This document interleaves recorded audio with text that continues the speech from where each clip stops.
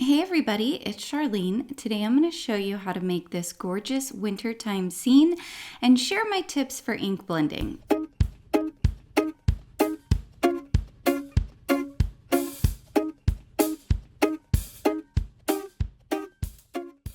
I'm working with the Simon Snow Globe dies. These are from Spellbinders. You can see there's an entire set to create an adorable snow globe scene, but this applies to any kind of ink blending, what I'm showing you today. So I took the large circle to get my globe, and now I have 2 different shades of ink. You also could do this with 3 shades of ink, but to keep it simple, I'm just using 2 shades here. I'm starting out with sea glass, and you can see the key is to go light and often, right? So you're gonna get a little bit of ink on your brush. You're going to bring the ink all the way in, and when you think you've done it enough, do some more, because it's multiple light layers is really what's going to give you the nice blend.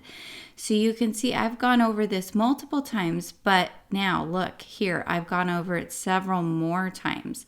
So I'm always coming in from the edge, and I'm just barely going over the center because that's where I want my highlight to be. So now I'm going to come in with my darker tone, which is Desert Night, and this is a really pretty dark blue.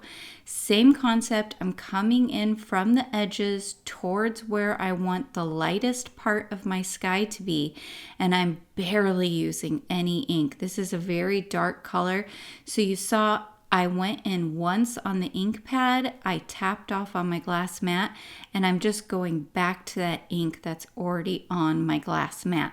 And I don't actually use any more of the ink. It's such a dark color that you only need a small amount. Another key step to blending is to go back and forth between the 2 colors that you are blending together.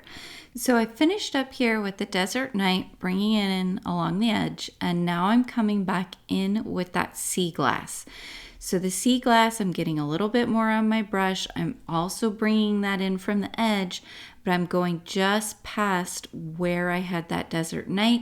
And then once most of the ink is off of my brush, then I go all the way into the center. To add a nice snowy look to this background, I have some Picket Fence Distress Oxide spray, and I'm just using the top of the sprayer. I've shaken up the bottle, taken off the top, and then I'm using something to tap against it to get a nice little droplet array there on the background.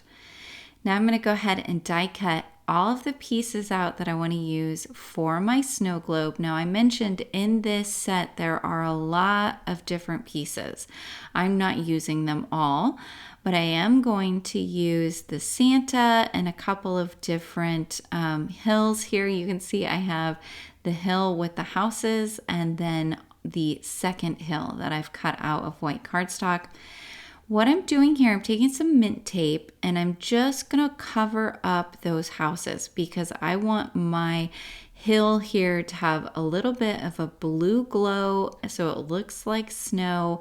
I know snow's not really blue, but something about adding a nice little blue glow along the edge just creates some definition, and for whatever reason our brains look at that and think it's snow. I don't know if you've ever thought about that. It's kind of weird, but it does. It just creates this snowy vibe. Once I have all of the masking tape there, I'm going to come in with the Desert Night.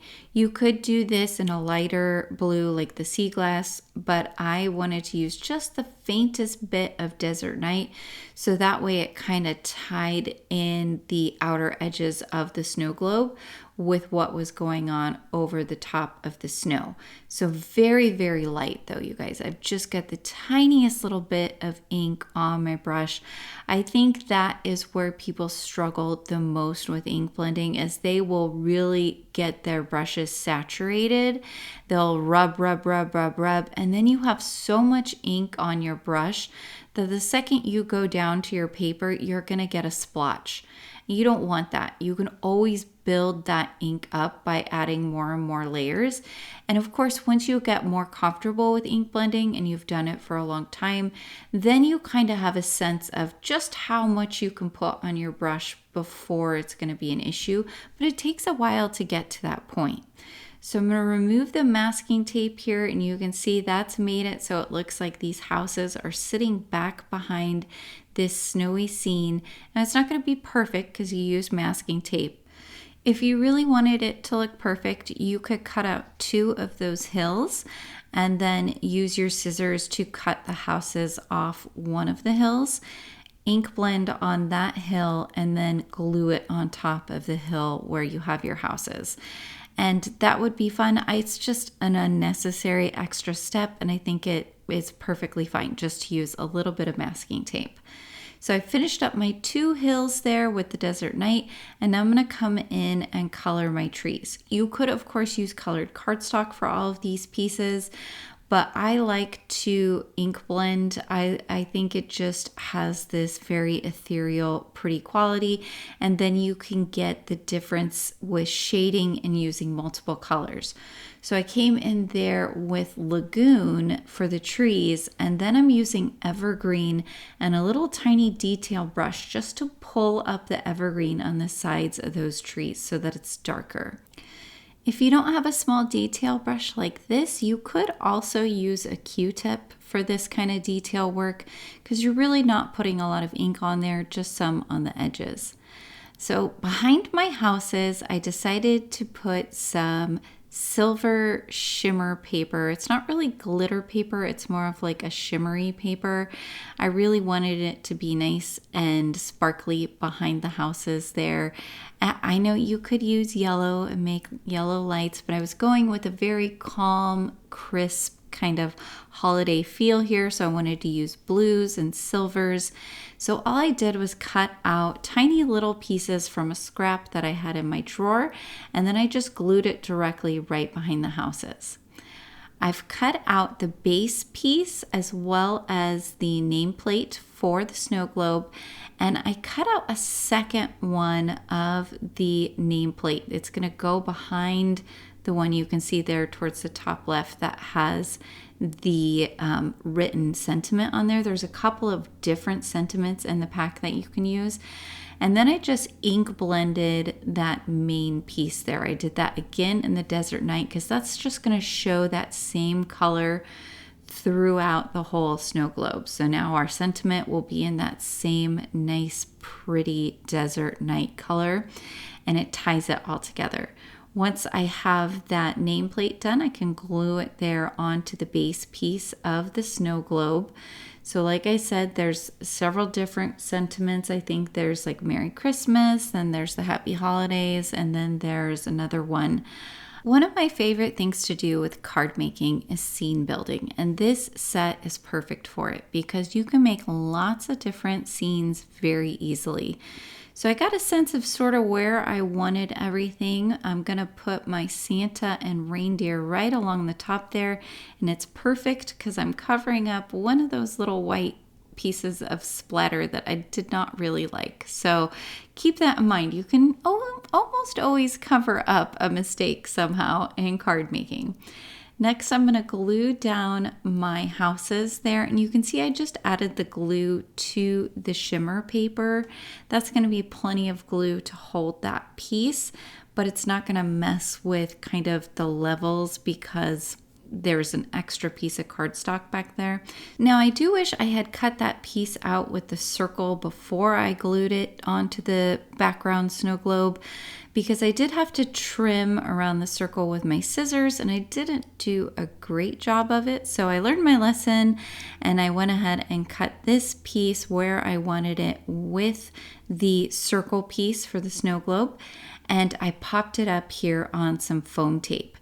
Now I've got my trees down for placement because I know I want to pop this main house up as well. I want it to look like it's kind of sitting away from all of the other houses, and it's got some trees surrounding it. So the 2 bigger trees I'm putting towards the back, and I'm going to glue them to the back snowbank layer. You can see I'm doing that here.